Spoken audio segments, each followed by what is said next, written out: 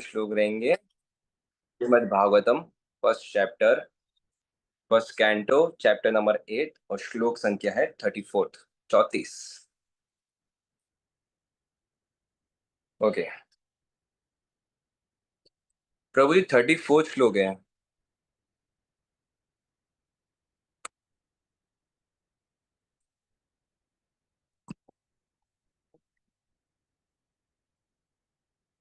Okay भार अवतार अन्याने भुवनाव इव ददौ सिद्धन्त्य बुरि भारेण जातो हि आत्मा भुवार्तितः भार अवतार अन्ये भुवनाव इव ददौ सिद्धन्त्य बुरि भारेण जातो हि आत्मा भुवार्तितः भार अवतार न अन्ये भुवनाव इव ददौ सिद्धन्त्य बुरि भारेण जातो हि आत्म भुवा तीर्थ।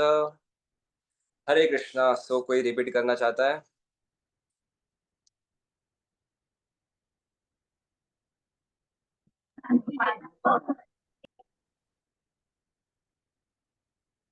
हरे कृष्णा प्रभु। हरे कृष्णा। भारावतारणायान्ये भुवनाव इवो ततो सीदन्त्या भूरि भारेण जातो ह्यात्मा भुवार्थितः। हरे हरे कृष्णा। और कोई रिपीट करना चाहता है?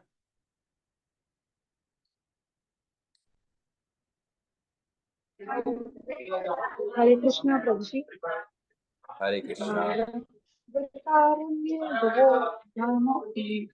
विरोधते सिद्धन्ते दुर्भारेण जातो भुवार्थितम्। हरे कृष्णा। और कोई?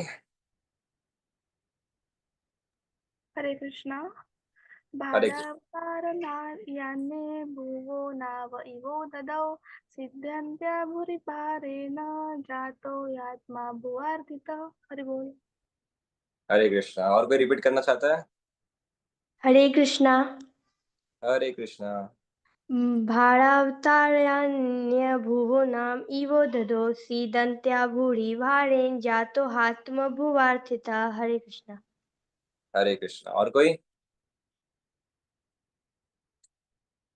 ओके शब्दात और अनुवाद शिला प्रभुपाद जी द्वारा। शिला प्रभुपाद की जय। शब्दात भार अवतारा ने संसार का भार कम करने के लिए अन्य अन्य लोग भुव संसार का नाव नाव इव सदृश उद्धदौ समुद्र में सिद्धंत्य और दुखी। 2 मिनट प्रभु जी मैं आ रहा हूँ, एक कॉल आया, 1 मिनट।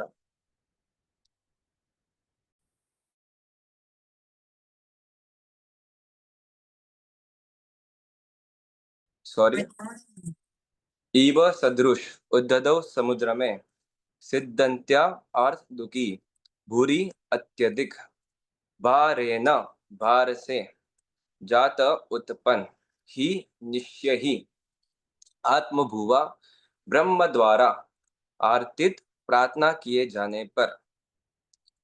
ट्रांसलेशन। कुछ कहते हैं कि जब यह संसार भार से बोझिल समुद्री नाव की भांति अत्यधिक पीड़ित हो उठता है तथा आपके पुत्र ब्रह्मा ने प्रार्थना की तो आप कष्ट का शमन करने के लिए अवतरित हुए हैं। तात्पर्य। सृष्टि के पश्चात तुरंत उत्पन्न हुए ब्रह्मा प्रथम जीव है तथा नारायण के प्रत्यक्ष पुत्र है। गर्भोदक्षाय विष्णु के रूप में नारायण सर्वप्रथम भौतिक ब्रह्मांड में प्रविष्ट हुए। आध्यात्मिक संपर्क के बिना पदार्थ से सृष्टि नहीं हो सकती। इस सिद्धांत का पालन सृष्टि के प्रारंभ से ही किया जा रहा है।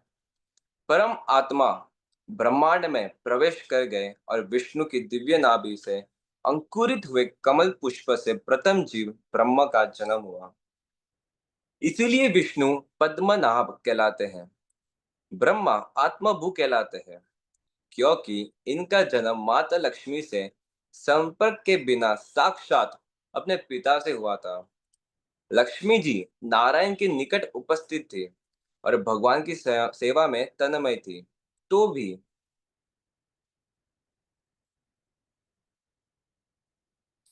लक्ष्मी जी से संपर्क किए बिना ही नारायण ने ब्रह्मा को उत्पन्न किया। यही है भगवान की सर्वशक्तिमता। जो व्यक्ति मूर्खतावश नारायण को सामान्य जीवों के समान मानता है, उसे इसे शिक्षा ग्रहण करनी चाहिए। नारायण कोई सामान्य जीव नहीं है, वे साक्षात पुरुषोत्तम भगवान है और उनके दिव्य शरीर के सभी अंगों में सभी इंद्रियों की संपूर्णता शक्तियां भरी हुई है होती है। सामान्य जीव मैथुन द्वारा ही शिशु को जन्म देता है। उसके पास शिशु उत्पन्न करने के लिए उसे प्राप्त साधन से इतर कोई अन्य उपाय नहीं होता। लेकिन सर्वशक्तिमान होने के कारण नारायण किसी प्रकार की स्थिति या शक्ति से बंधे नहीं है। वे पूर्ण है और अपनी विभिन्न शक्तियों के द्वारा अत्यंत सुगमता के साथ तथा पूरी तरह से कुछ भी करने के लिए स्वतंत्र है। अतएव ब्रह्मा अपने पिता से सीधे उत्पन्न हुए हैं। उन्हें माता के गर्भ में नहीं रहना पड़ा, इसीलिए वे आत्मभू कहलाए। यही ब्रह्मा इस ब्रह्मांड की अगली सारी सृष्टियों के लिए प्रमारी है, जो सर्वशक्तिमान की शक्ति द्वारा गौण रूप से प्रतिबिंबित है। इस ब्रह्मांड मंडल के भीतर श्वेतदीप नामक एक दिव्य ग्रह है, जो क्षीरोदक्षय विष्णु या परमेश्वर के परमात्मा रूप का धाम है। जब कभी ब्रह्मांड में कोई ऐसा संकट उत्पन्न होता है जिसे अधिशासी देवता नहीं सुलझा पाते, तब वे इसके निवारण के लिए ब्रह्मा जी के पास जाते हैं। यदि ब्रह्मा जी भी इसे नहीं सुलझा पाते, तो वे क्षीरोदक्षय विष्णु के पास परामर्श करते हैं और उनसे अवतार लेकर समस्या का समाधान करने की प्रार्थना करते हैं।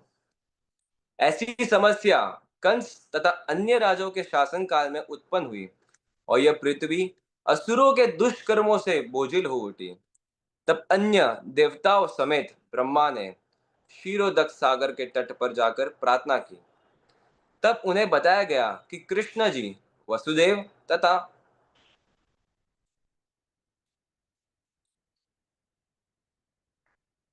देवकी के पुत्र रूप में अवतार लेंगे। अतएव कुछ लोग कहते हैं कि भगवान का आविर्भाव ब्रह्मा जी द्वारा प्रार्थना करने से हुआ है। हरे कृष्णा। ओम अज्ञानतिमिरान्धस्य ज्ञानाञ्जनशलाकया चक्षुरुन्मीलितं येन तस्मै श्रीगुरुवे नमः। श्रीचैतन्यमनोभीष्टं स्थापितं येन भूतले स्वयं रूपं कदा मह्यं ददाति स्वपदान्तिकं। वन्देऽहं श्रीगुरु श्रीयुतपदकमलं श्री श्रीगुरुं वैष्णवांश श्रीरूपं साग्रजातं सहगण रघुनाथन्वितं तं सजीवं सावधेतं सावधूतं परिजनसहितं कृष्णचैतन्यदेवं श्रीराधाकृष्णपादा सहगणललिता श्रीविशाखावितांश। नमो ओं विष्णुपादाय कृष्णपृष्ठाय भूतले श्रीमते भक्तिवेदांत स्वामी इति नामिने। नमस्ते सारस्वते देवे गौरवाणी प्रचारिणे निर्विशेष शून्यवादी पाशदेशतारिणे। नम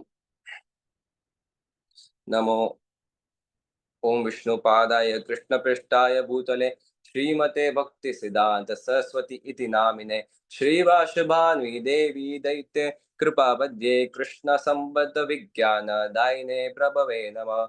माधुर्य उज्ज्वल प्रेमाद्य श्रीरूप रानुग भक्ति श्री गौर करुणा शक्ति विग्राय नमस्तुते। नमस्ते गौरवाणी श्रीमुते दिनतारिणे रूपानुग विरुद्धा अपसिद्धांत द्वादहारिणे। नमो गौर किशोराय साक्षात् वैराग्य मूर्तये विप्रलंबर संबोधे पादंबुजाय ते नमः। नमो भक्ति विनोदाय सच्चिदानंद नामिने गौर शक्ति स्वरूपाय रूप अनुगावराय ते। गौराविर्भावुमिस्त्वं निर्दिष्ट सजन प्रिय वैष्णव सार्वभौमश्च श्री जगन्नाथाय ते नमः। वाञ्छाकल्पतरुभ्यश्च कृपा सिन्धुभ्य एव च पतितानां पावनेभ्यो वैष्णवेभ्यो नमो नमः। नमो महावदनाय कृष्ण प्रेम प्रदायते कृष्णाय कृष्ण चैतन्य नाम्ने गौचिषे नमः। पंचतत्वं कृष्णं कृष्णं भक्तस्वरूपं भक्त रूपम स्वरूपम भक्त अवतारम भक्त्याग्यम नमामि भक्ति शक्तिकम। हे कृष्णा करुणा सिंधु दीन बंधु जगतपते गोपेश गोपिका कांत राधा कांत नमोस्तुते।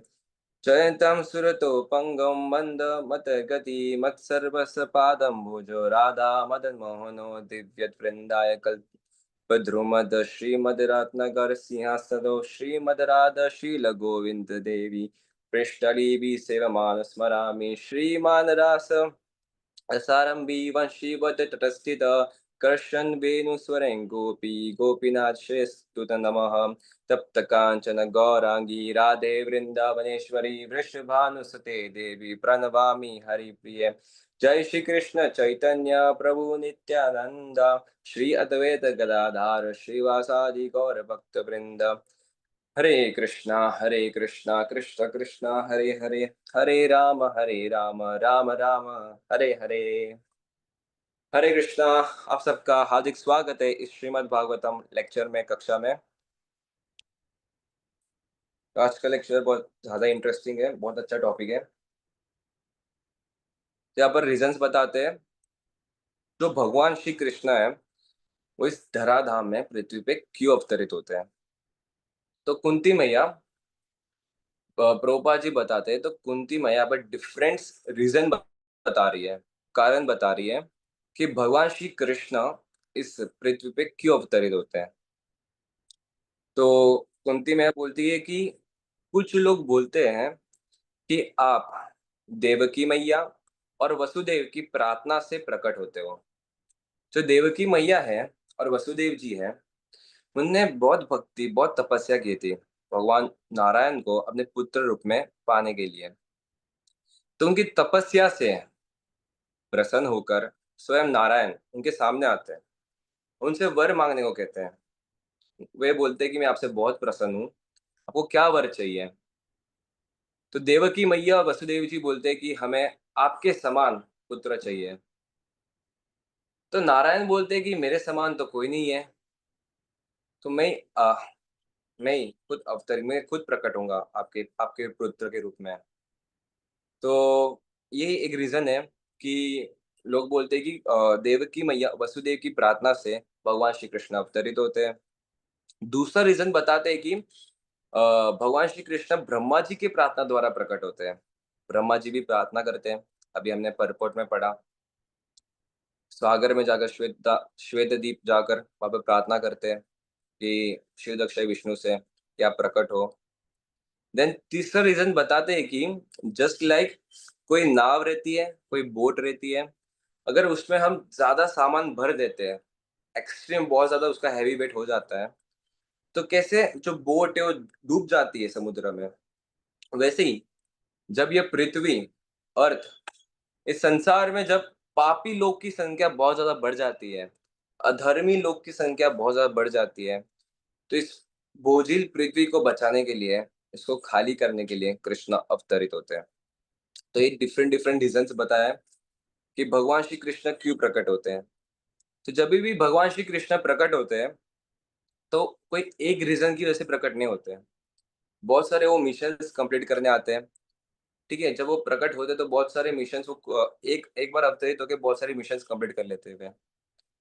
और यहाँ पर जब पृथ्वी बोझिल हो जाती है तो पृथ्वी में बहुत सारी युद्ध हो जाते हैं, युद्ध होते हैं, मारा मारी होती है, अकाल पड़ जाता है, फिर भूकंप, नेचुरल कैलेमिटीज, बहुत कुछ बढ़ जाते हैं।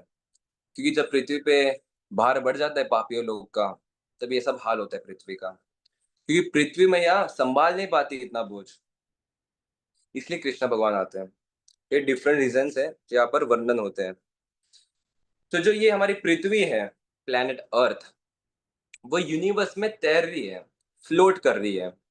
ठीक है, और उसके साथ करोड़ों प्लैनेट्स, करोड़ों पृथ्वी जैसे बहुत सारे प्लैनेट्स हैं।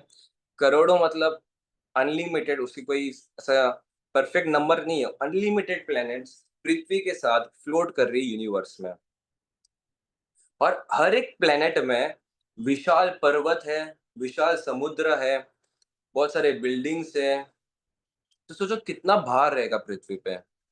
बहुत सारे लोग मानते हैं कि जो पृथ्वी है, जो प्लैनेट्स है, उसमें कोई वेट नहीं रहता है, वो भार रहित है, वेटलेस होता है।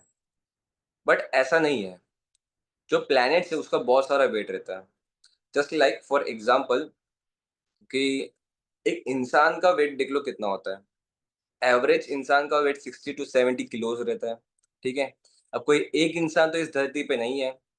ऐसे 7 बिलियन इंसान है। 700 करोड़। 700 करोड़ इंटू 70 किलो करो तो कितना हो जाता है।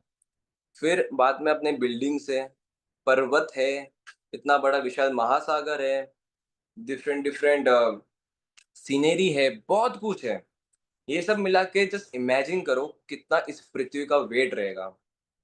और ये पृथ्वी इस प्लेनेट, इस यूनिवर्स में फ्लोट कर रही है, अपने ऑर्बिट में है। ठीक है, वो अपने ऑर्बिट को छोड़ती नहीं है। तो ये कैसे पॉसिबल हो पाता है इतना। जस्ट लाइक अगर मैं ये रिमोट लूँ, इसको यहाँ पर रख दूँ, इसमें भी वजन है। ठीक है। तो ये ऐसे ही फ्लोट नहीं करेगा, ये गिर जाएगा। पॉसिबल नहीं है फ्लोट करना। बट जो पृथ्वी है वो कैसे फ्लोट कर पा रही है, क्योंकि उसमें इतना सारा वेट होके भी कैसे फ्लोट कर पा रही है। और सिर्फ पृथ्वी नहीं, इसके साथ अन्य इतने सारे प्लैनेट्स फ्लोट कर रहे हैं यूनिवर्स में। वो कैसे कर पा रहे हैं? तो कर पा रहे हैं क्योंकि उसमें कृष्णा भीतर प्रवेश करते इसके लिए। जस्ट लाइक कृष्णा बोलते हैं कि कृष्णा प्रत्येक कण कण में है, प्रत्येक अणु में है, प्रत्येक एटम में है। जैसे कृष्ण प्रत्येक एटम में कैसे प्रवेश करते हैं परमात्मा रूप में, वैसे ही कृष्ण हर एक प्लेनेट में प्रवेश करते हैं। तो कृष्ण भगवत गीता में 15 चैप्टर में बोलते हैं, धरामी अहम ओजसा। जो प्लैनेट्स है उनको मैं धर के रखता हूँ, उनको ऑर्बिट पे रखता हूँ। सोचो इतना भारी प्लेनेट है, वो कभी भी अपनी ऑर्बिट से निकलता नहीं है। एकदम एग्जैक्टली वही सेम स्पीड में राउंड मारते रहता है, राउंड मारते रहता है सूर्य के बीच में। तो ये कैसे पॉसिबल हो सकता है? कब से, जब से इस सृष्टि की रचना हुई है, तब से पृथ्वी, मार्स, जुपिटर, सारे प्लैनेट्स राउंड मारे सन की तरफ, सूर्य की तरफ। कोई इधर उधर भी नहीं हुआ है। कोई इधर भी थोड़ा हो जाता है तो पूरी जो जो प्लैनेट है पूरा विनाश हो जाता है।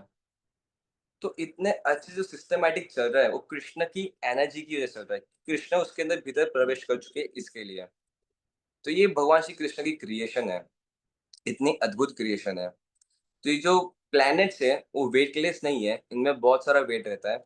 पर इसमें भगवान श्री कृष्ण का प्रवेश है, इसलिए सिस्टमैटिकली चल पाता है।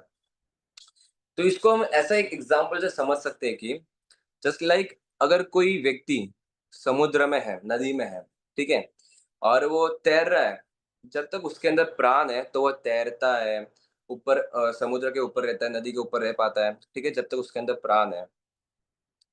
बट जैसे ही उसके अंदर से प्राण निकल जाता है, आत्मा निकल जाती है, तो तुरंत समुद्र के नीचे डूब जाता है। ये कैसे पॉसिबल हो पाता है? ये पॉसिबल हो पाता है क्योंकि उसके अंदर सोल थी इसके लिए। जब भी किसी मैटर में जो अपना बॉडी है, वो 5 तत्व, 5 से मटेरियल एलिमेंट से बना हुआ है।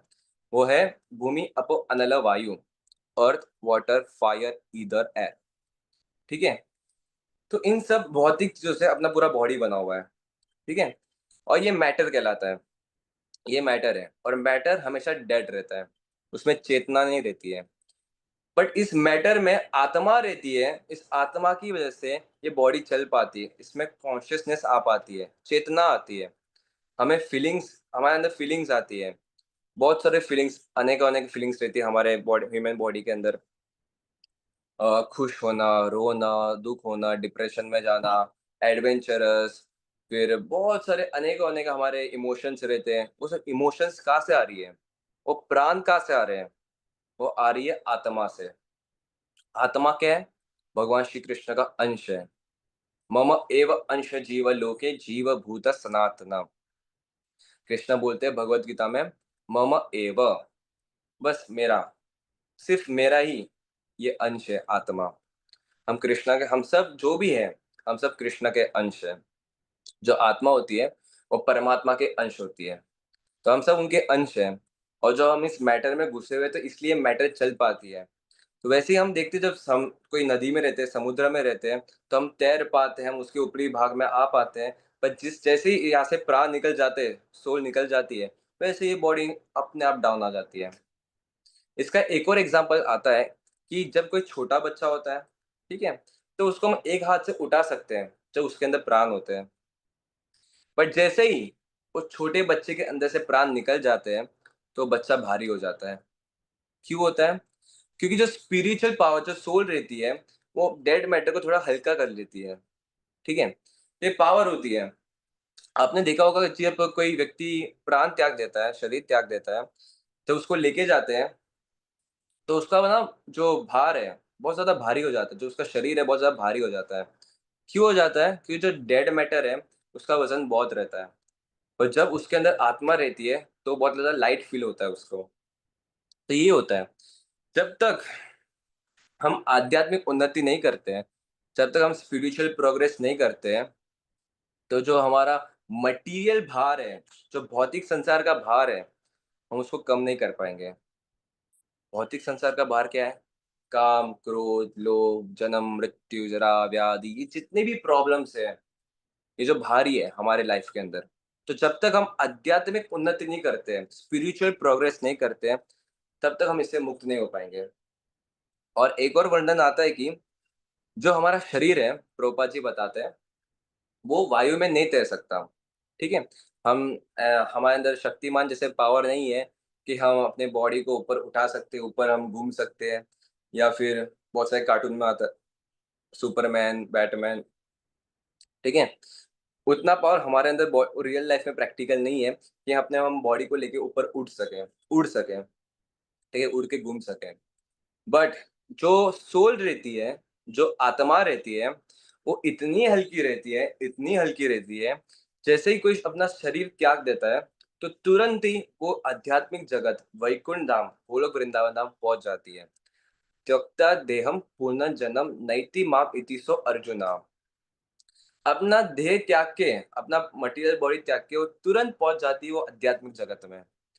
तो ये सोल का पावर है, ठीक है? सोल बहुत हल्की रहती है, और जो मटेरियल बॉडी है वो डेड बॉडी है, ठीक है? उसमें कोई प्राण आता है, वो सोल की वजह से आता है, आत्मा की वजह से आता है। तो यहाँ पर ये वर्णन आता है कि जो पृथ्वी मैया है, वो बहुत ज़्यादा बोझिल होती है, बहुत ज़्यादा हेवी हो जाती है। किसकी वजह से? पापी लोग की वजह से, असुर लोग की वजह से। असुर लोग जो भक्ति के विरोधी रहते हैं। लाइक इस जगत में आप देखोगे,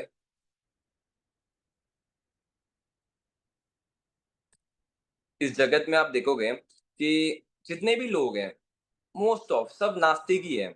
किसको भगवान से कोई लेना देना बिल्कुल भी नहीं है। अभी इस संसार में इतने बड़े बड़े यूनिवर्सिटीज बन गए हैं, विद्यालय बन गए, स्कूल्स बन गए, मल्टीनेशनल, इंटरनेशनल, नेशनल, इतने सारे एजुकेशन आ गया हमारे पास। तो भी कोई भी एक इंस्टीट्यूशन में सोल क्या है, भगवान क्या है, हम कहाँ से आए हैं, हमारा मेन गोल क्या है लाइफ में, क्या उसकी नॉलेज दी जाती है? बिल्कुल भी नहीं। Only material knowledge, only material knowledge. मतलब आपको सिर्फ ऐसे ही सिखाया जाएगा कि आप भगवान से कैसे और दूर हो सकते हो, और दूर हो सकते हो, बस। आपको जितना हो सके दूर लेके जाएंगे भगवान से, रियल नॉलेज से, रियल नॉलेज से, स्पिरिचुअल नॉलेज से, ठीक है? जस्ट लाइक अगर अगर आप मटेरियल वर्ल्ड में रह रहे हो, ऑफ कोर्स ही बात है कि जो मटेरियल नॉलेज है इंपॉर्टेंट है, बट जो स्पिरिचुअल नॉलेज है वो सबसे ज्यादा मोस्ट इंपॉर्टेंट है, मोस्ट इम्पोर्टेंट। और आज के टाइम पे इससे ही सबसे ज़्यादा दूर लेके जा रहे हैं हमें। और इसी असुरी लोग की वजह से इस पृथ्वी पे अधर्म, पाप बढ़ता ही जा रहा है, बढ़ता ही जा रहा है। ना किसके अंदर कोई सेंस है, ना कोई कोई काम कोई क्यों कर रहा है उसको पता नहीं है। कोई अगर थोड़ा-सा भी धक्का लग जाता है तो उसमें वो मारा-मारी कर लेता है। तो मैं एक एक घटना सुनी थी, जस्ट अभी रिसेंटली घटना है, मुंबई की थी, मीरा रोड की। कोई व्यक्ति एक गाड़ी चला रहा था, तो एक रिक्शा को थोड़ा-सा टक्कर लग गया, बस थोड़ा-सा, कुछ उसको स्क्रैच वैच भी नहीं आया। तो सारे रिक्शा वाले मिलके जो वो गाड़ी के अंदर आदमी बैठा हुआ था, उसको मार दिए। इतना मारे, उसकी मृत्यु हो गई। और वो व्यक्ति के साथ उसके माता पिता भी थे। उसके माता पिता ने उसको बहुत रोका, मत मारो मत मारो, छोड़ दो, बख्श दो, इसको बख्श दो। एक को भी दया नहीं आई और उसको मार दिए। तो ये इस संसार की हालत हो गई है। जब आपको रियल नॉलेज नहीं मिलती है, स्पिरिचुअल नॉलेज नहीं मिलती है, तो आप ऐसा डेड मैटर की तरह हो जाते हो। आपको कुछ फ़र्क ही नहीं पड़ता, सब अपने जो अपने लिए सूटेबल है, अपने लिए जो अच्छा है, बस आप वही करते हो। बाकी सब जाए भाड़ में। यही हमारा मेंटालिटी हो जाता है, जब हमारे पास स्पिरिचुअल नॉलेज नहीं होती है। इसलिए संसार में इतना पाप बढ़ रहा है। कोई किसका किधर हर जगह क्राइम हो रहा है। हर जगह क्राइम हो रहा है, कोई किसका घर जला रहा है, कोई मर्डर कर रहा है, कोई रेप कर रहा है। कितने सारे क्राइम्स हो रहे हैं इस दुनिया में। क्यों हो रहा है? स्पिरिचुअल नॉलेज की कमी से। बस इसका एक ही रीज़न है, आजकल जो एजुकेशन है, वो स्पिरिचुअल नॉलेज नहीं है इसके लिए। पहले के टाइम पे गुरुकुल सिस्टम हुआ करता था। इसलिए जो हर एक व्यक्ति जो निकलता था गुरुकुल से, एकदम परफेक्ट जेंटलमैन था, परफेक्ट जेंटलमैन। कोई राजा बनता था, तो कोई ब्राह्मण बनता था, तो कोई वैश्य बनता था। इतने सारे अच्छे क्वालिफाइड लोग बनते थे, जो समाज में अपना हमेशा योगदान देते थे। ठीक है? हमेशा सबके प्रति एक समान भाव हुआ करता था, हमेशा सब पे दया करने का भाव हुआ करता था। सब कुछ इक्वलिटी था, मतलब सबको अच्छे से सब कुछ करना, दया भाव था। ऐसे नहीं कि कोई किसका भी झगड़ा कर रहा है, मार-पीट रहा है, ऐसे पहले सिस्टम नहीं था। पहले सब लोग घुल-मिल के सब लोग एक साथ रहते थे। इवन ऐसा मैं मेंशन सुन रहा था कि ब्रिटिश के पहले जो हिंदू मुस्लिम भी थे, वो दोनों एक साथ रहते थे। हमेशा हमेशा जो फेस्टिवल्स है, एक दूसरे मिलके साथ में मनाते थे। जन्माष्टमी हो, होली हो, इतना प्यार। ये भारत की संस्कृति है, जो वो आत्मा के लेवल पे सोचती है, भगवान को भगवान की भक्ति करती है इसके लिए। तो आज ही वो नॉलेज लैक करता है सब लोग के बीच में, इसीलिए पाप बढ़ता जा रहा है, बढ़ता जा रहा है, बढ़ता जा रहा है और इसका कोई एंड नहीं हो रहा है। तो इसके लिए जब पृथ्वी का बोझ बहुत बढ़ जाता है, बहुत बढ़ जाता है, पृथ्वी में यहाँ सहन नहीं कर पाती है, इसलिए कृष्ण आते हैं। यदि जहाज में यदि कोई शिप में अधिक वजन डाल दिया जाए, तो कैसे वो जहाज डूबने का डर रहता है, डूब जाती है। वैसे ही अगर इस पृथ्वी में बहुत सारे पापी लोग बढ़ जाते हैं, तो इस पृथ्वी मैया वो बोझ सहन नहीं कर पाती है, वो इस ब्रह्मांड के मुखिया के पास जाती है। ब्रह्मांड के मुखिया कौन है? ब्रह्मा जी।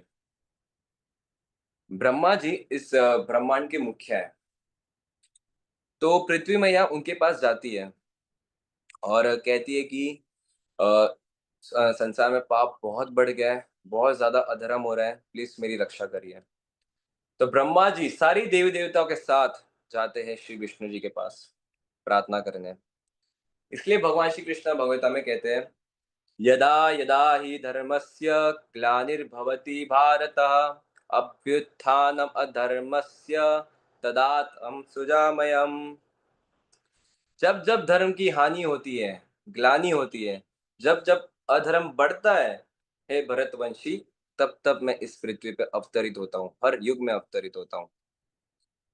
तो जब जब इस पृथ्वी पे, इस धराधाम में पाप बढ़ता है, अधर्म बढ़ता है, तब तब हर एक युग में बढ़ता है, तब तब श्री कृष्ण भगवान अवतार लेते रहते हैं। तो जब कोई राज्य में, कोई स्टेट में, कोई कंट्री में ज़्यादा पाप बढ़ जाता है, ज़्यादा क्रिमिनल लोग बढ़ जाते हैं, तो उसको सँभालना कितना मुश्किल हो जाता है, कितना मुश्किल। जस्ट लाइक फॉर एग्ज़ाम्पल, आप खुद को एक गवर्नमेंट समझो, ठीक है? आप पूरे इस कंट्री को रूल कर रहे हो। इमेजिन करो आप इस पूरे कंट्री को रूल कर रहे हो, आप एक गवर्नमेंट हो एंड इस जो कंट्री है, उसकी जो सिविलियंस है, 90% से ज़्यादा लोग पापी हैं, क्रिमिनल्स हैं। तो सोचो कैसे आप इनको सँभालोगे? जस्ट इमेजिन करो। 90% से ज़्यादा लोग पाप कर रहे हैं, क्रिमिनल्स हैं, अब उनको कैसे सँभालोगे? कैसे अपना गवर्नमेंट सँभालोगे? कितना ज़्यादा हेवी हो जाएगा ये। वैसे ही पृथ्वी का हाल होता हुआ था, पृथ्वी मैया का हाल हुआ था। इतना पाप बढ़ गया, इतना पाप बढ़ गया, वो सँभाल नहीं पा रही थी, इसलिए उनको भगवान श्री कृष्ण के पास जाना पड़ा। देखो जब लोग धार्मिक रहते हैं, भक्त रहते हैं, तो उस राज्य में सब लोग अच्छे से रूल्स फॉलो करते हैं। उनको जो कंट्रोल करना है, लॉ संभालना है, सब कुछ अच्छे से होता है। पर जब सब असुर रहते हैं तो क्या हाल हो जाता है, उनको कंट्रोल करना ही सबसे ज़्यादा मुश्किल हो जाता है। तो यही होता है। तो भौतिक जगत में जो संतुलन है, बैलेंस है, बिगड़ जाता है। तो इस भौतिक जगत में देवी-देवता जो देवी-देवता है और असुर हैं, वो हमेशा से एक साथ रहे हैं इस धराधाम में। बट कभी-कभी जो असुरों की संख्या है ना, बढ़ जाती है और वो बहुत ज़्यादा प्रॉब्लम्स क्रिएट करते हैं एंड इसीलिए भगवान श्री कृष्ण प्रकट होते हैं। और जो ब्रह्मा जी हैं, प्रभुपाद जी वर्णन करते हैं, जो ब्रह्मा जी हैं, वह द्वादश महाजनों में से एक हैं। 12 महाजनों में से एक हैं। 12 महाजन कौन है? स्वयंभू नारद शंभु कौमार कपिलो मनु प्रहलादो जनको भीष्मो बलि वैयासिक वर्यम। तो भागवतम में आता है कि 12 महाजन है। 12 महाजन कौन? ब्रह्मा जी, स्वयंभू, नारद, नारद मुनि, शंभु भगवान शिव, कौमार चतुष्कुमार, कपिलो कपिल कपिल मुनि, मनु मनु महाराज, प्रहलादो प्रहलाद महाराज, जनको जनक महाराज, भीष्मो भीष्म महाराज, बलि महाराज, देन सुखदेव महाराज और यमराज जी। तो ये 12 महाजन है। महाजन मतलब जो भक्ति के उत्तम अधिकारी है, जो भक्ति में एकदम उत्तम है, जो भगवान श्री कृष्ण के प्रतिनिधि है, उनको बोलते हैं महाजन। तो हमें इन महाजनों के अनुगमन करना चाहिए, उनके जो स्टेप्स है फॉलो करना चाहिए। तो अगर हमें अपने लाइफ में दिव्य ज्ञान चाहिए तो हमेशा इन महाजनों के अनुगमन रहना चाहिए हमें। तो भगवत गीता में भगवान श्री कृष्ण कहते हैं, तत् विज्ञानातम स गुरु एवं विगच्छेत।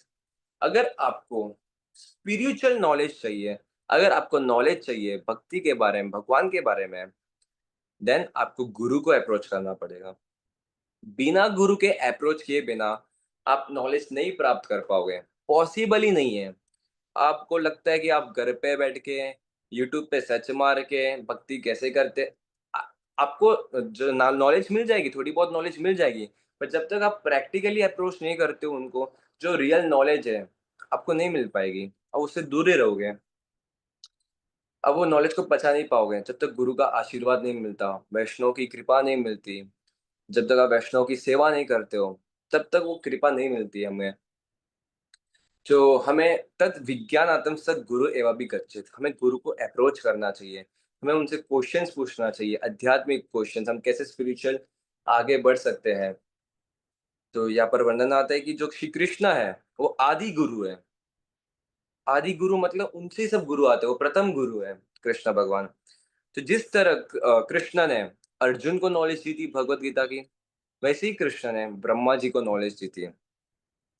तो श्रीमद् भागवत में कहा गया है, तेने ब्रह्म विद्या स एवा स या आदि कवये। जो कृष्ण भगवान है, ब्रह्मा जी को नॉलेज दी थी। तो श्रीमद् भागवतम में सृष्टि के आदि स्रोत का वर्णन किया है। सृष्टि कहाँ से आई है, इसका स्रोत क्या है।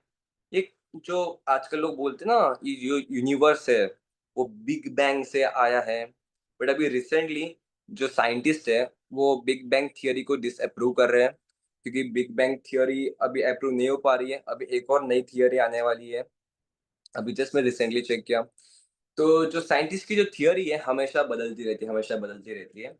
पर श्रीमद् भागवतम में मेंशन आता है कि इस सृष्टि का आदि स्रोत क्या है, इस सृष्टि का प्रारंभ कहाँ से हो रहा है, इस सृष्टि आ रही कहाँ से है।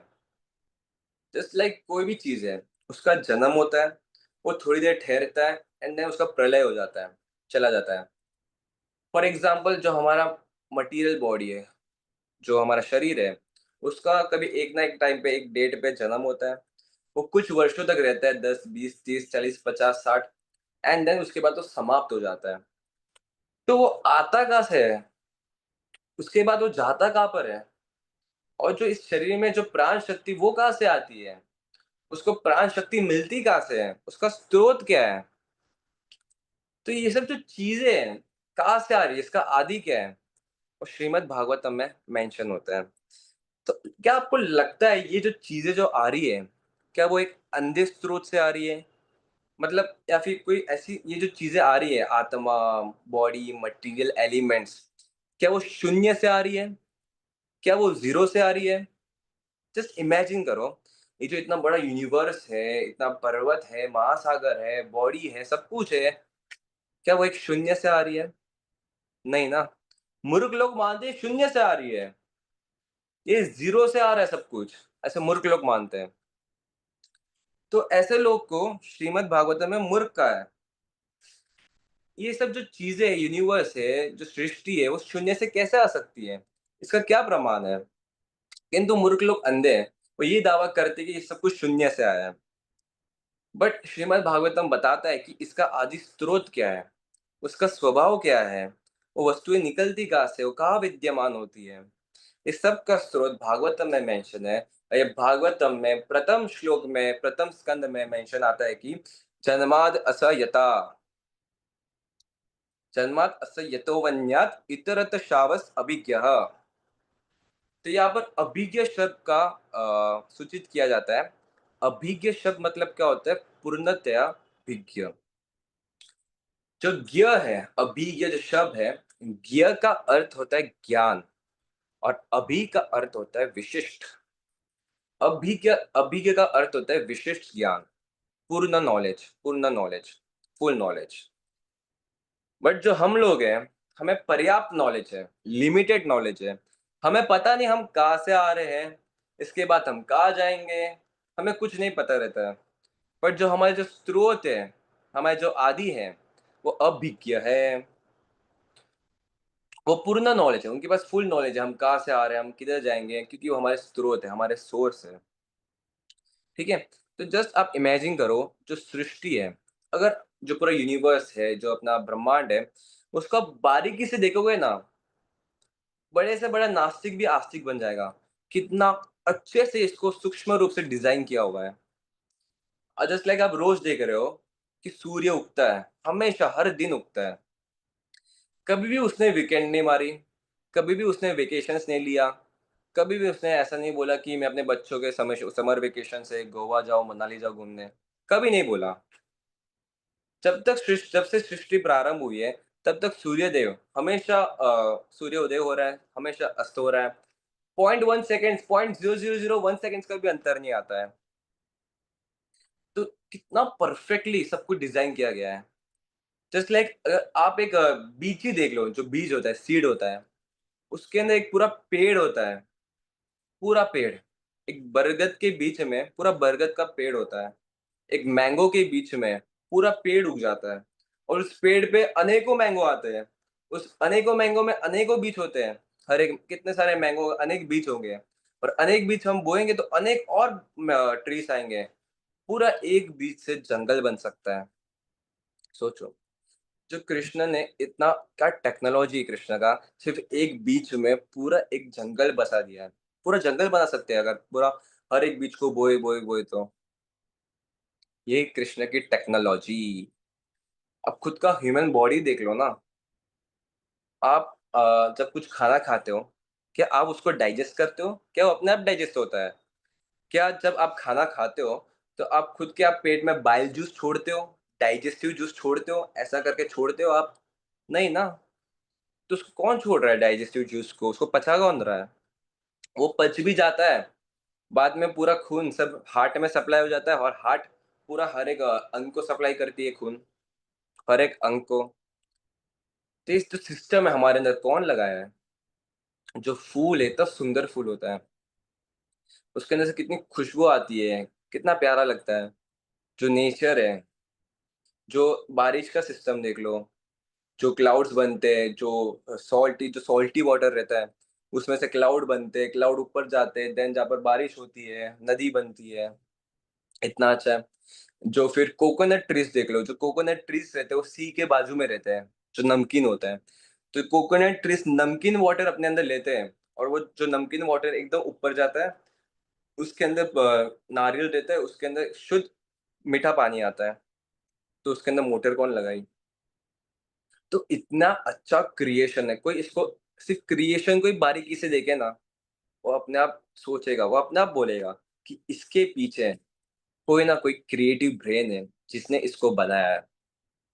तो सोचो इसका कोई शून्य कैसे इसका स्रोत हो सकता है? इतनी अच्छी क्रिएशन है, ऐसे थोड़ी ना बन जाएगी। किसका तो चतुर बुद्धि रहेगी ना। तो एक बार ऐसे ही हुआ, एक साइंटिस्ट थे बहुत बड़े, आप सबको पता है अल्बर्ट आइंस्टाइन। तो उन्हें एक बहुत बड़ा अच्छा मॉडल बनाया था। कोई तो था, किसका तो मॉडल बनाया, उसका नाम याद नहीं आ रहा है। एक अच्छा मॉडल बनाया उनने। तो अ, उनके पास एक और साइंटिस्ट आते हैं। तो वो बोलते हैं कि ये मॉडल किसने बनाया? तो अल्बर्ट आइंस्टाइन बोलते हैं कि ये तो अपने आप बन गया, मैंने तो नहीं बनाया, वो तो अपने आप प्रकट हो गया। तो दूसरे साइंटिस्ट बोलते हैं ऐसा थोड़ी ना होता है, अपने आप कोई कैसे प्रकट हो सकता है? इतना अच्छा इसका ये मॉडल बना है, इसका इतना अच्छा साइंटिफिक डिजाइन है, कोई ना कोई तो इसको बनाया होगा। तो जो साइंटिस्ट वो उनको पूछने आया था वो नास्तिक था, वो भगवान को नहीं मानता था। पर एल्बर्ट आइंस्टाइन भगवान को मानते थे। ठीक है, और साइंस को एंड स्पिरिचुअलिटी को एक साथ लेके चलते थे। तो वही एल्बर्ट आइंस्टाइन वहां पर एक्सप्लेन करते हैं, ये जो सृष्टि है, जो यूनिवर्स है, जो इतनी परफेक्टली डिजाइंड है, हर एक चीज में, हर एक चीज में, उसका भी तो कोई बनाने वाला रहेगा, जो इतना क्रिएटिव माइंड यूज किया उसने। तो वो कौन है? तो वो और कोई नहीं, वो अभिज्ञ है। अभिज्ञ मतलब पूर्ण बुद्धिमान, पूर्ण अनुभवी। और वही बुद्धिमान पुरुष वो है भगवान श्री कृष्ण, और कोई नहीं।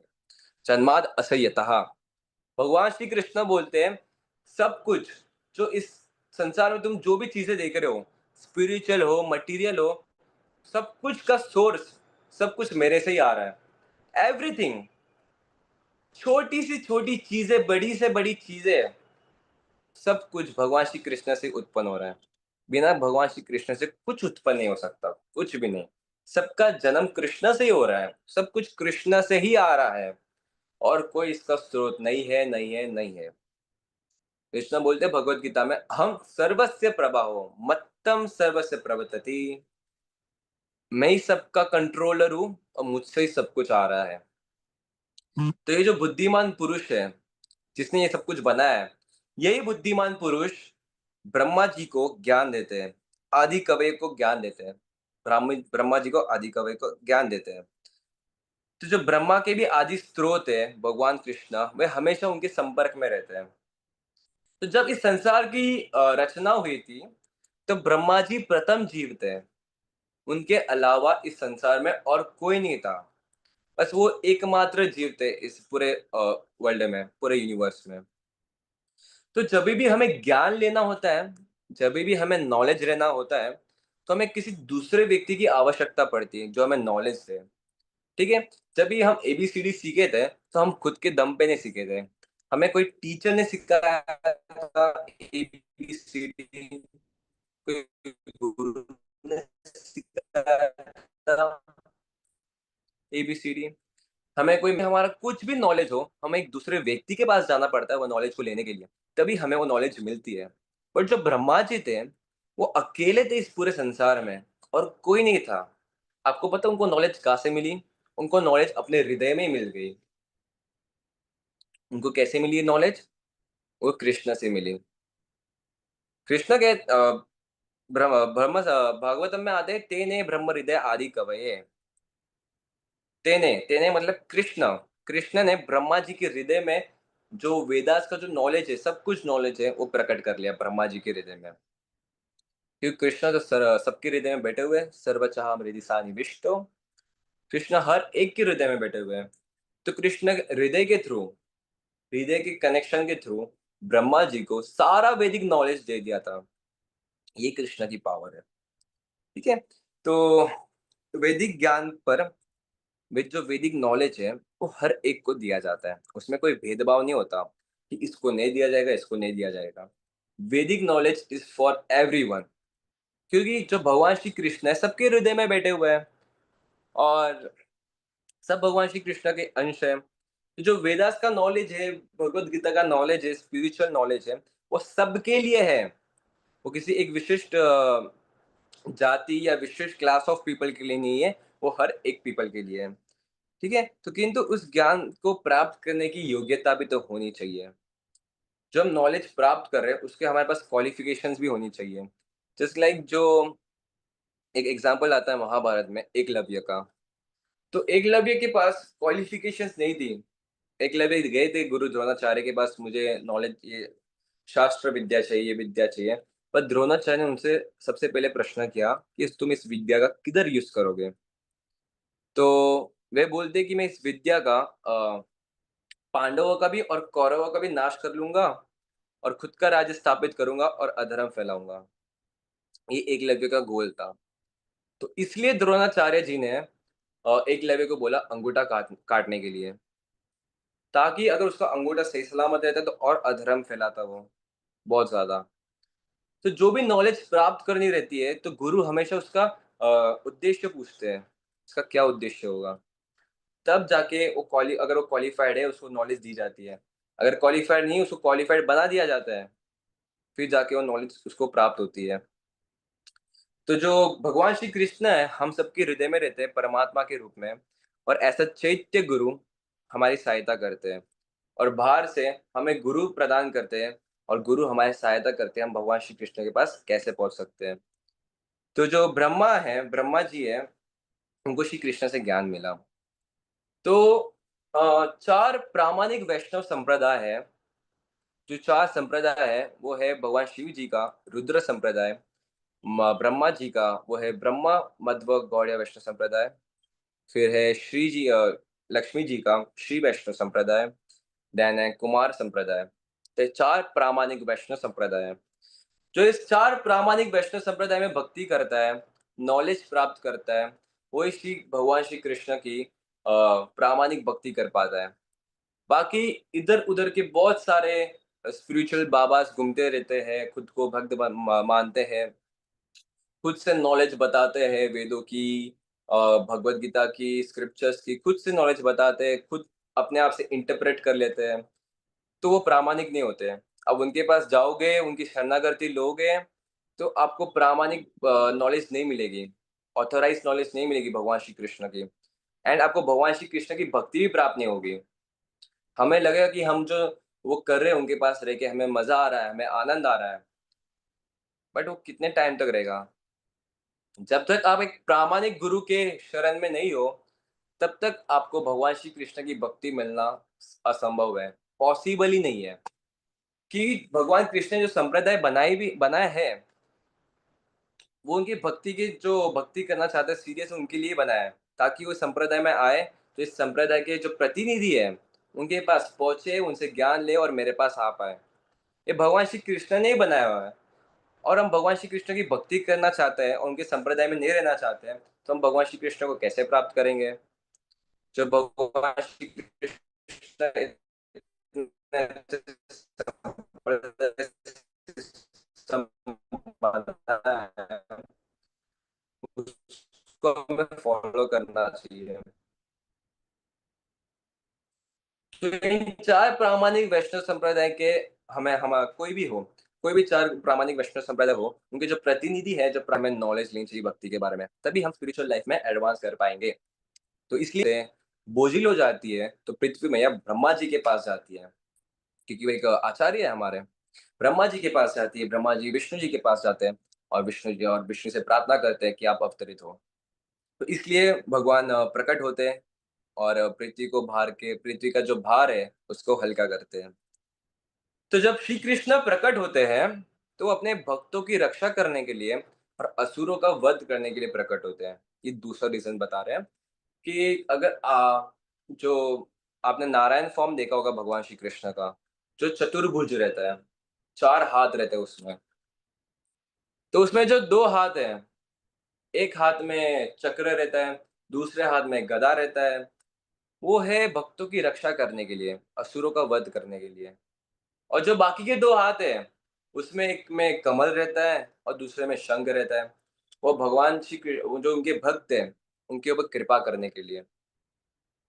जो शंख है उससे वो भगवान अपने भक्तों को ज्ञान देते हैं, और जो कमल है वो आशीर्वाद का प्रतीक है। प्रभुपाद जी बताते हैं, जो कृष्ण कहते हैं कौन्तेय प्रति जानी ही नाम है भक्त प्रणश्यति। हे कौन्तेय, हे अर्जुन, सबको घोषणा कर दो, मेरे भक्तों का कभी नाश नहीं होगा, कभी नाश नहीं होगा।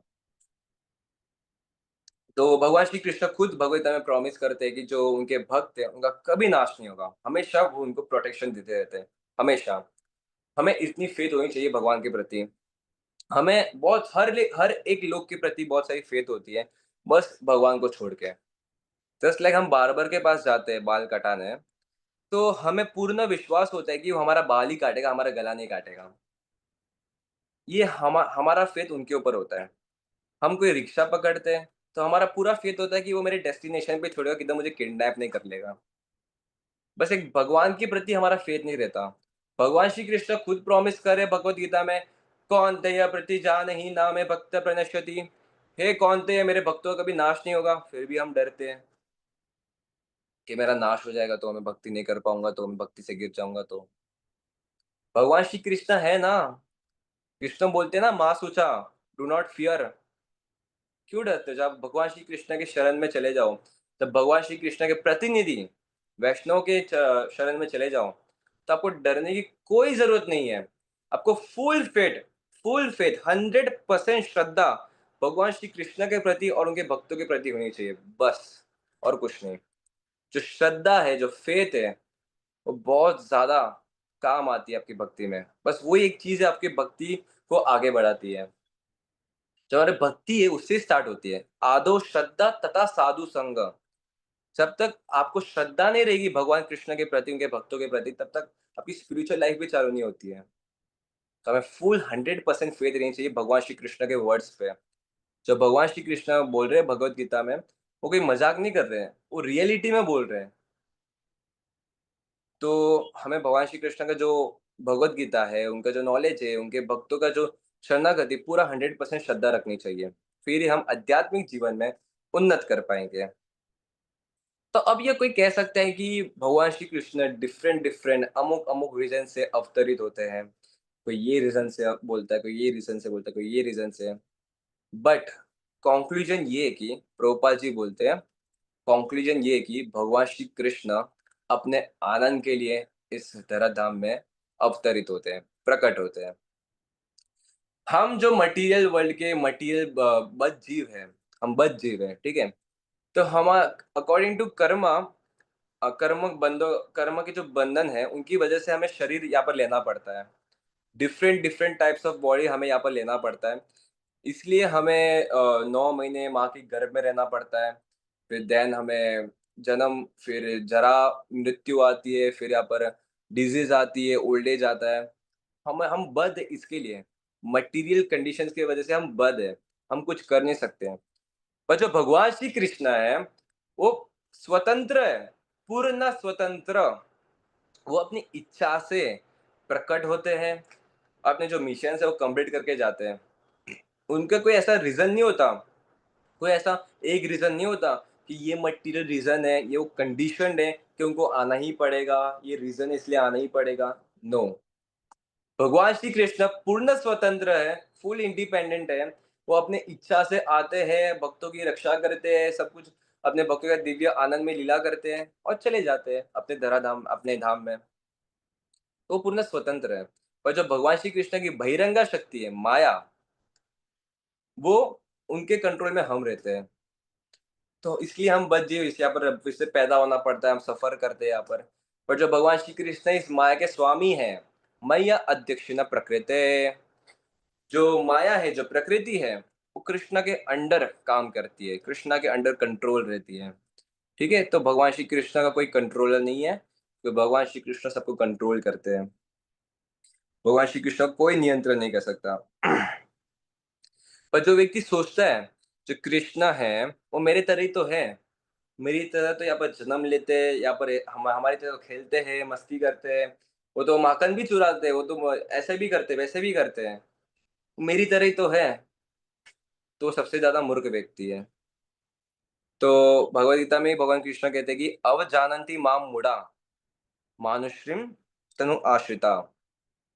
जो मूढ़ है, मूढ़ मीन्स मूर्ख व्यक्ति है, जो मूर्ख व्यक्ति है वो समझता है कि मैं मनुष्य हूँ। वो भगवान श्री कृष्ण को एक मनुष्य, साधारण मनुष्य समझता है। और वो मानते हैं कि भगवान श्री कृष्ण भी हमारे तरह एक सामान्य मनुष्य है जो यहाँ पर है, अपने मटेरियल काम कर रहे हैं और कुछ नहीं। तो उसको मूर्ख कहा जाता है। इसलिए यहाँ पर प्रभुपाद जी वर्णन करें, जो कृष्ण है वो आदि नारायण है। इवन जो नारायण भी है वो भगवान श्री कृष्ण से आ रहे हैं। तो जो सृष्टि के बाद उत्पन्न प्रथम जीव ब्रह्मा जी, वो नारायण जी के पुत्र है।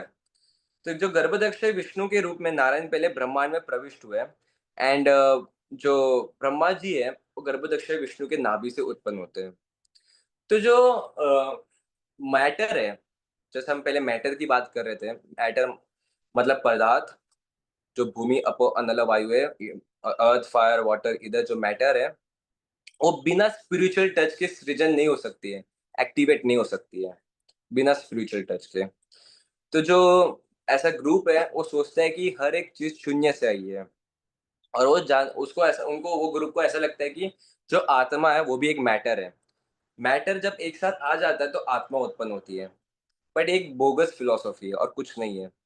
ठीक है, जो आत्मा है उसको कोई पैदा नहीं कर सकता, और उसका कभी उसका कभी प्रलय नहीं हो सकता। वो इटर्नल है।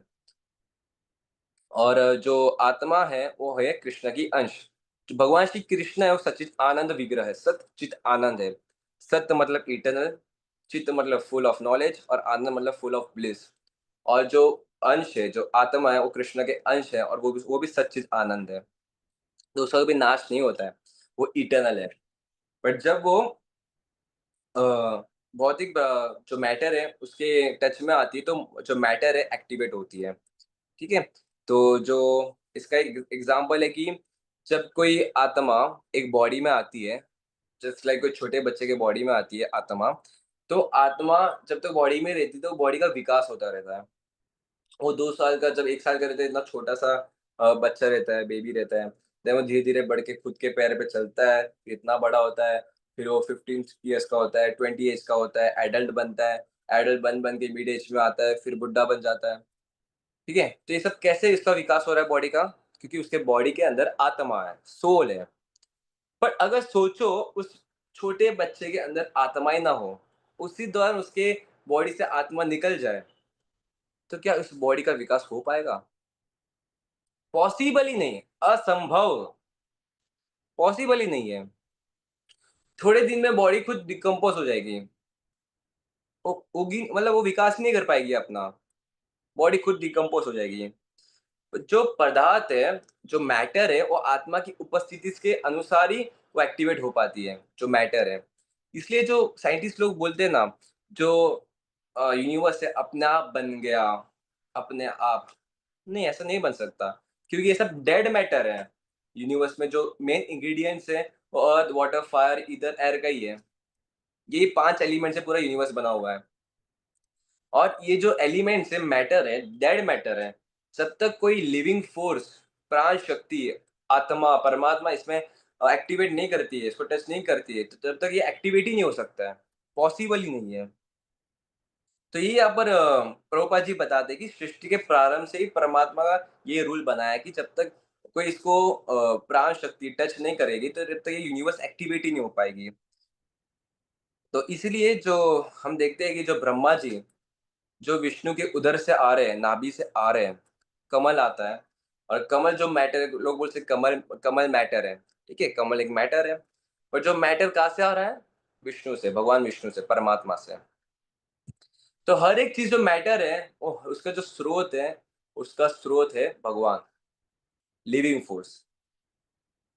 तो चूंकि जिस कमल के फूल पर ब्रह्मा उत्पन्न होते हैं वो विष्णु की नाभि से निकला है, इसलिए भगवान विष्णु पद्मा नाम कहलाते हैं। हमने परपट में पढ़ा था, कृष्ण को पद्मनाभ कहा जाता है। पद्मनाभ मतलब, पद्मा मतलब कमल, नाभ मतलब नाभि।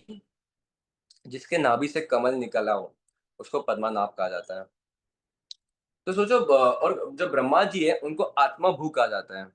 आत्मा भू मतलब जो भगवान श्री विष्णु के नाभि से प्रकट हुए हैं। तो जो ब्रह्मा जी प्रकट हुए हैं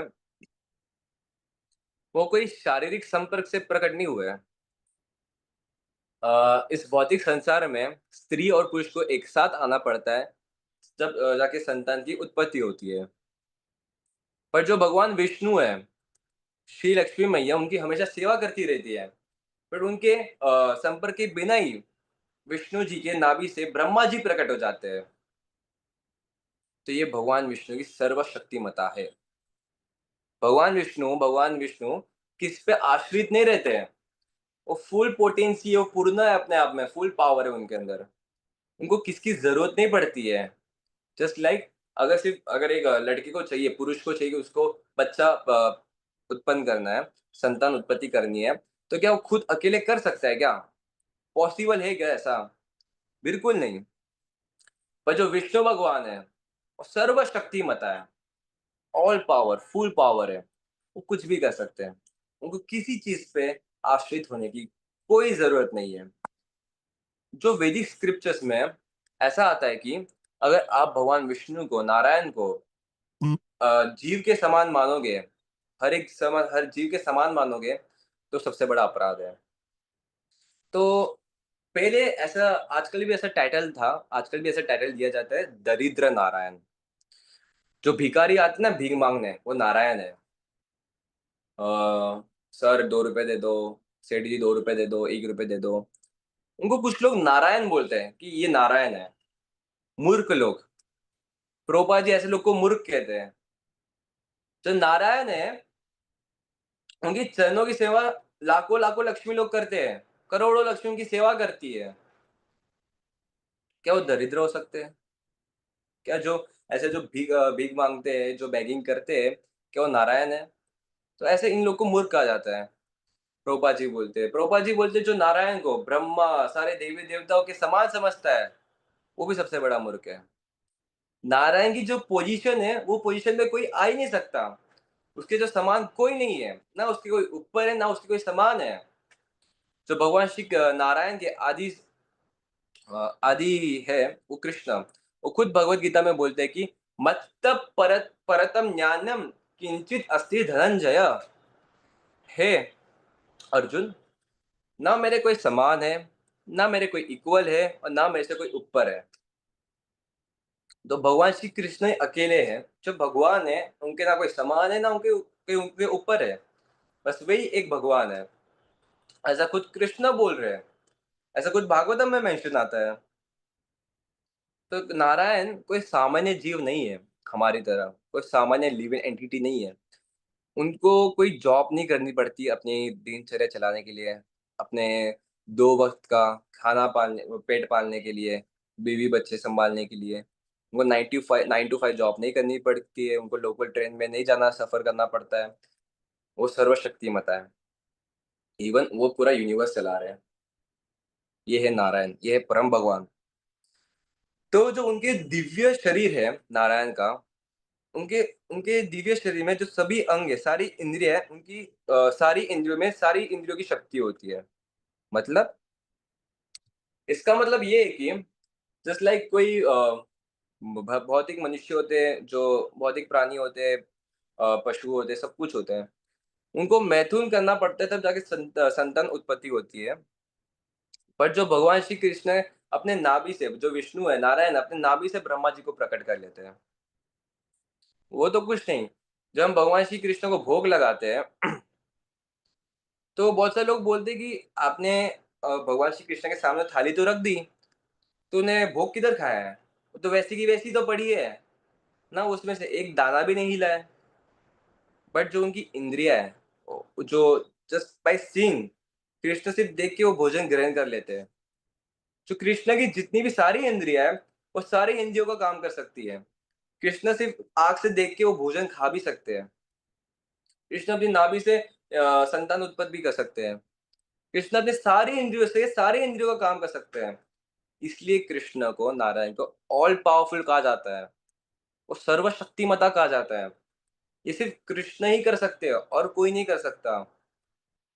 इसलिए ब्रह्म संहिता में ब्रह्मा जी कहते हैं, अंगानि यस्य सकल इंद्रियानि वृत्तिमन्ति। जो कृष्ण है, अपने दिव्य शरीर के दिव्य सेंसेस से हर एक सेंसेस का काम कर सकते हैं। तो ये है भगवान श्री कृष्ण।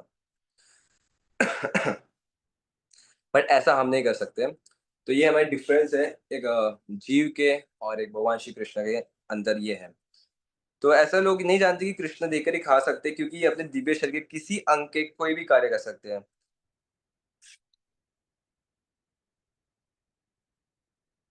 तो जब एक बार कृष्णा मथुरा में थे, तो उन्होंने एक धोबी से कुछ कपड़े मांगे थे, पर वो धोबी ने कपड़े देने से मना कर लिया था। तो कृष्ण ने तुरंत अपने हाथ से उस धोबी के गर्दन काट लिए, अपने हाथ से, अपने चक्र नहीं निकाला, अपने हाथ से। तो ये है कृष्ण की सर्वशक्तिमता। वो अपने इंद्रियों से, अपने हाथों से कुछ भी करने में संभव है, हर एक चीज करने में संभव है।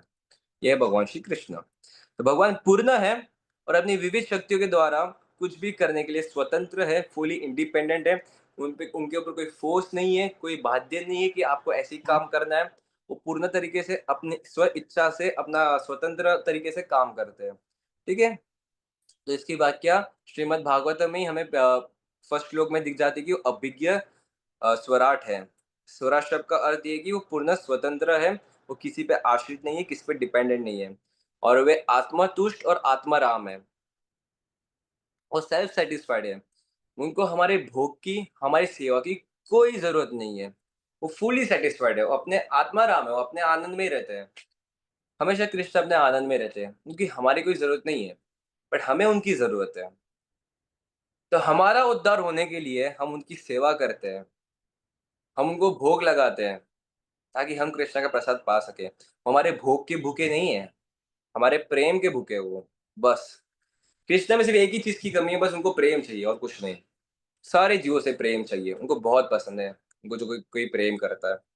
बहुत पोसेसिव लवर है कृष्णा।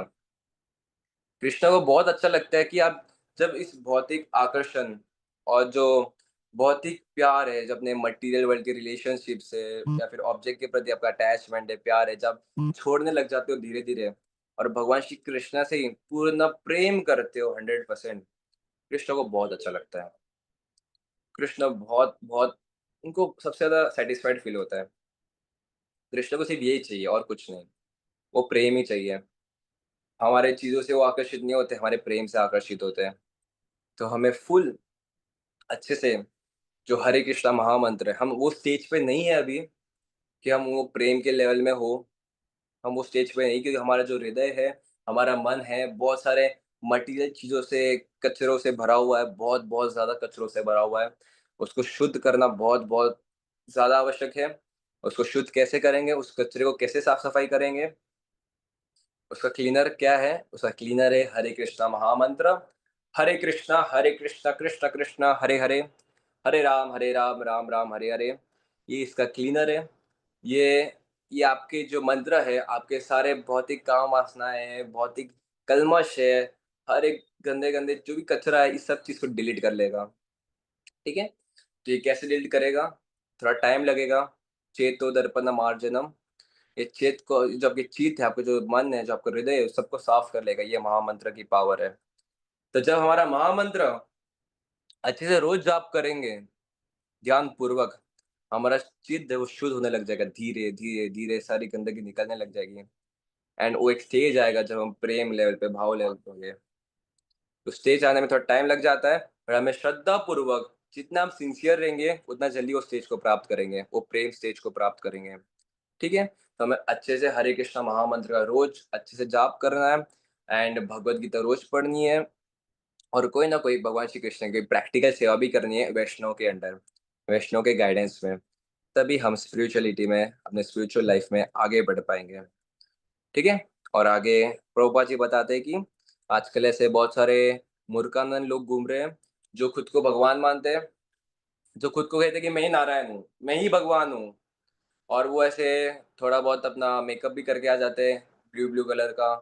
ठीक है। और खुद के ऐसे प्लास्टिक के दो पीछे हाथ लगा देते हैं, खुद को नारायण बताते हैं। वो ऐसे मशीन आता है चक्र गोल घूमने वाली, उसको ऐसा रख रख देते हैं, चक्र घूमता रहता है, ऐसा प्लास्टिक का गदा रख देते हैं, और यहाँ पे पीछे दो हाथ, और खुद को नारायण बोलते हैं।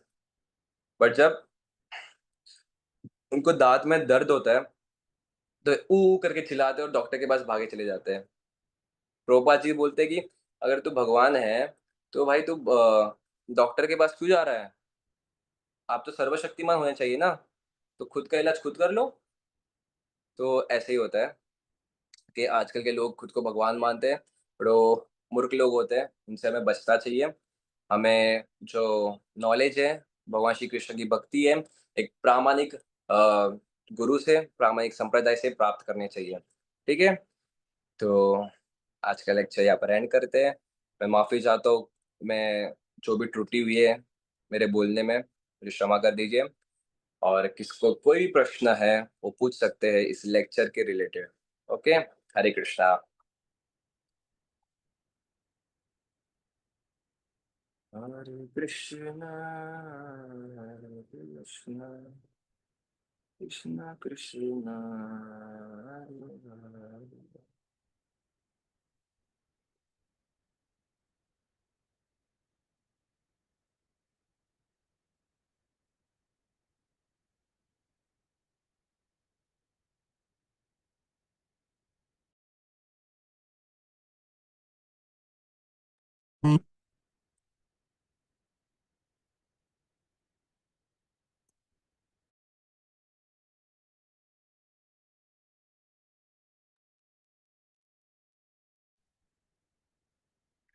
ओके, कोई क्वेश्चन है किसका इस लेक्चर के रिलेटेड? चैट बॉक्स में क्वेश्चंस तो आया, पर वो लेक्चर के रिलेटेड नहीं है। तो आप पर्सनली वो प्रभु जी से पूछ सकते हो, हिज ग्रेस रघुपति विष्णु प्रभु जी से। उसका नंबर आपको मिल जाएगा। ठीक है? आप जो भी ग्रुप से कनेक्टेड हो, उनका नंबर आपको मिल जाएगा। हिज ग्रेस रघुपति विष्णु प्रभु से आप एक क्वेश्चन पूछ सकते हो। बाकी कोई किसको भी क्वेश्चन है इस लेक्चर के रिलेटेड, वो पूछ सकता है।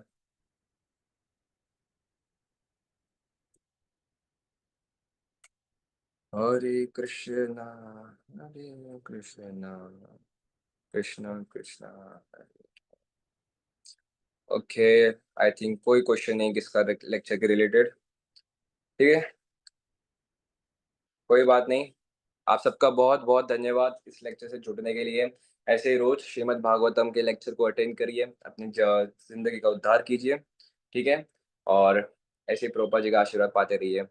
जय गुरु शिला प्रभुपाद की जय। Thank you. हरे कृष्णा।